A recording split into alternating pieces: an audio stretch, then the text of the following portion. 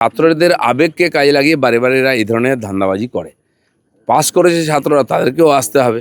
ঠিক বলেছে। আজকে ছাত্ররা নিজের এবং দেশের ভবিষ্যৎ চিন্তা করে ডিসিশন নিক। এই সব ধান্দাবাজ লোকেদের পাল্লায় যেন কেউ না পড়ে।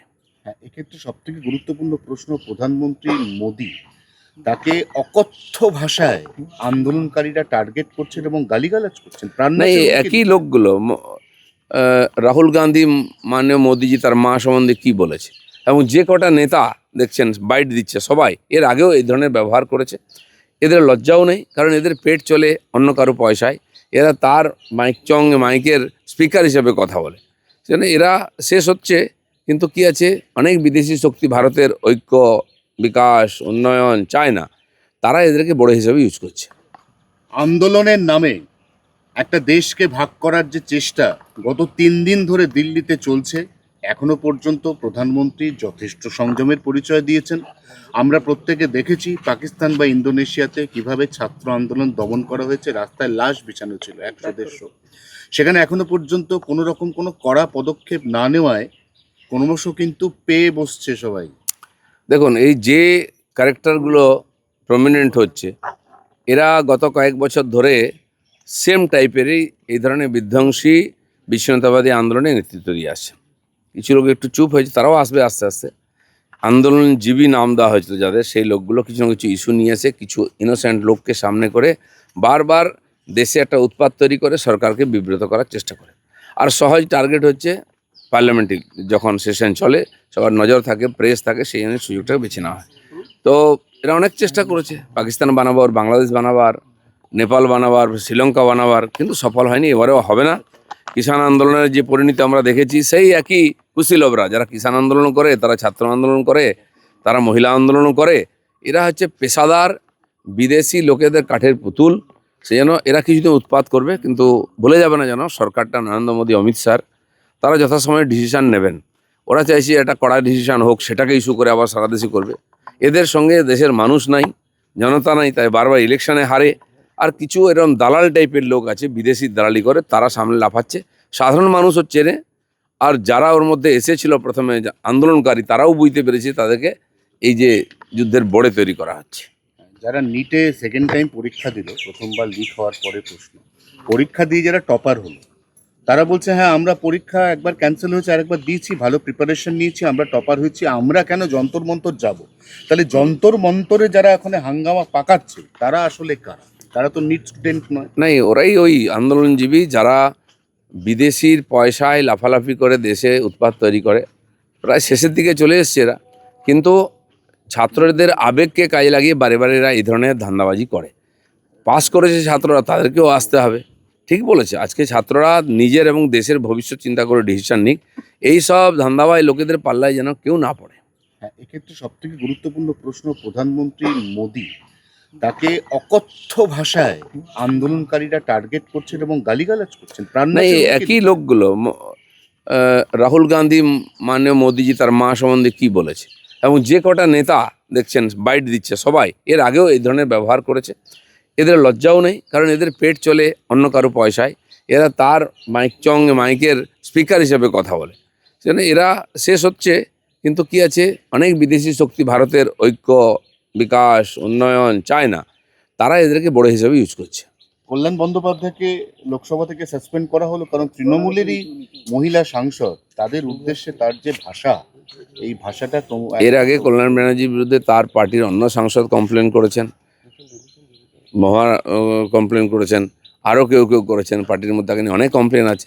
এবং তিনি যে একজন অভদ্র লোক, সেটা শহীদ মঞ্চেও দেখিয়েছেন। নেত্রীর সঙ্গে বাদ বিবাদ করেছেন, ড্রামা করেছেন। আর বিধানসভায় ঠিক তারই একটি কার্বন কপি তৈরি হয়েছে, যাকে চ্যাংদোলা করে বাইরে ফেলতে হচ্ছে। এমনি কথা বললে ঘোড়া ধাক্কা দিলেও ওনারা বাইরে যাচ্ছেন না।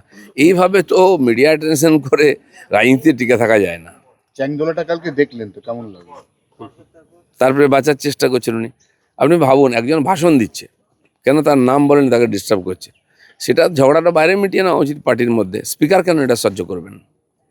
চ্যাংদোলার সময় দেখা যাচ্ছে আপনি একটু ওপরের পোডিয়াম থেকে মন দিয়ে দেখছেন, কি দেখলেন? অত মন দিয়ে কি না দেখলেন? না, আমি ছিলাম না সেই সময়। আমি আমার কেবিনে ছিলাম। অনেক লোক দেখা করতে এসেছিলেন, দার্জিলিংয়ের টিম এসেছিলো, তাদের সঙ্গে কথা বলছিলাম। হই হুল্লোড় ছিলাম, বুঝতে পারিনি, পরে ভিডিও দেখেছি। আমি দেখিনি।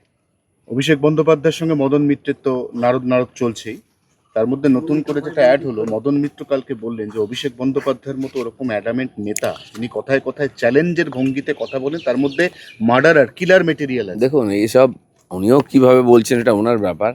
এইসব পুরনো ব্যাপার। এত 15 বছর দাসত্ব করেছেন কেন বলেননি? আপনাকে তো তাড়িয়েও দিয়েছিল, তখনও তো বলেননি। টিকে থাকার জন্য, পেটের জন্য ওখানে বসে আছে। সেটা আজকে বিপ্লবী হয়ে কোনো লাভ নেই। আর এসব ড্রামা চলছে 6 মাস 1 বছর, দেখুন কি হয়, তারপরে রেজাল্ট। ছাত্রদের আবেগকে কাজে লাগিয়ে বারে বারে এরা এই ধরনের ধান্দাবাজি করে। পাস করেছে ছাত্ররা, তাদেরকেও আসতে হবে। ঠিক বলেছে, আজকে ছাত্ররা নিজের এবং দেশের ভবিষ্যৎ চিন্তা করে ডিসিশন নিক। এই সব ধান্দাবাজ লোকেদের পাল্লায় যেন কেউ না পড়ে। হ্যাঁ, এক্ষেত্রে সব থেকে গুরুত্বপূর্ণ প্রশ্ন, প্রধানমন্ত্রী মোদী তাকে অকথ্য ভাষায় আন্দোলনকারীরা টার্গেট করছেন এবং গালিগালাজ করছেন। না, এই প্রাণনাশের হুমকি একই লোকগুলো রাহুল গান্ধী মাননীয় মোদিজি তার মা সম্বন্ধে কি বলেছে, এবং যে কটা নেতা দেখছেন বাইট দিচ্ছে, সবাই এর আগেও এই ধরনের ব্যবহার করেছে। এদের লজ্জাও নেই, কারণ এদের পেট চলে অন্য কারো পয়সায়। এরা তার মাইকের স্পিকার হিসেবে কথা বলে। সেজন্য এরা শেষ হচ্ছে। কিন্তু কি আছে, অনেক বিদেশি শক্তি ভারতের ঐক্য, বিকাশ, উন্নয়ন চায় না, তারা এদেরকে বড় হিসেবে ইউজ করছে। আন্দোলনের নামে একটা দেশকে ভাগ করার যে চেষ্টা গত 3 দিন ধরে দিল্লিতে চলছে, এখনো পর্যন্ত প্রধানমন্ত্রী যথেষ্ট সংযমের পরিচয় দিয়েছেন। আমরা প্রত্যেকে দেখেছি পাকিস্তান বা ইন্দোনেশিয়াতে কিভাবে ছাত্র আন্দোলন দমন করা হয়েছে, রাস্তায় লাশ বিছানো ছিল 100-150। সেখানে এখনো পর্যন্ত কোনো রকম কোনো কড়া পদক্ষেপ না নেওয়ায় ক্রমশ কিন্তু পেয়ে বসছে সবাই। দেখুন এই যে ক্যারেক্টারগুলো প্রমিনেন্ট হচ্ছে, এরা গত কয়েক বছর ধরে সেম টাইপেরই এই ধরনের বিধ্বংসী বিচ্ছিন্নতাবাদী আন্দোলনে নেতৃত্ব দিয়ে আসছে। কিছু লোক একটু চুপ হয়েছে, তারাও আসবে আস্তে আস্তে।